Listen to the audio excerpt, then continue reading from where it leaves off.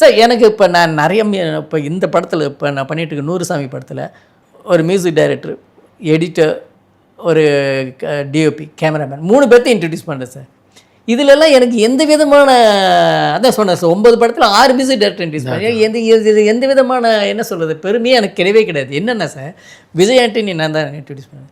இப்போ ஒரு நாள் விஜய் வந்து அப்போ கம்ப்யூட்டர் எடுத்துக்கிட்டு காரை நிறுத்தினார். நான் இறங்கினேன். அவருடைய கார் தான். அவருடைய ரெக்கார்டிங் ரூம் போய் திறக்கிறார். அது வந்து ஒரு ஷட்டர். அவர் திடீர்னு பக்கத்தில் போய்ட்டு, சார் பேக்கெட்லேருந்து சாவி இருக்குது சார், அதை எடுத்ததுக்கு வந்து திறங்க சார் அப்படின்னாரு. நான் அவர் பேக்கெட்லேருந்து சாவி எடுத்து திறக்கிறேன். திறந்துட்டு வைக்கும்போது சொல்கிறேன், அப்போ அவர் பேர் அக்னி இங்கே பாருங்கள், உங்களை நானாலாம் இன்ட்ரடியூஸ் உங்கள் கையில் உங்கள் பேக்கெட்டில் சாவி இருந்ததுனால தான் எடுத்து திறக்கிறேன்.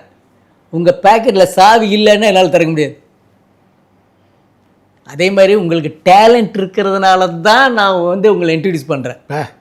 சும்மா ஒருத்தனை ரோட்டில் போகிறவங்களாம் இன்ட்ரடியூஸ் பண்ணல. எனக்கு கரெக்டான இருக்கேன், என்னுடைய டேஸ்ட்டில் இருக்காங்க, உங்கள்கிட்ட திறமை இருக்குது, அதனால தான் இன்ட்ரடியூஸ் பண்ணுறேன். அதனால் எங்களுக்கு நீங்கள் என்ன வேணும் பெருசாக நான் இன்ட்ரடியூஸ் பண்ணலாம் நீங்கள் சொல்ல வேண்டிய அவசியமே கிடையாது. அவ்வளோதான் சார் நான் எடுத்துக்கிறேன். லைஃபுங்கிறது எப்படி இருக்கோ அதை அப்படியே எடுத்துக்கிட்டால் பிரச்சனையே இல்லை சார். உண்மைதான்.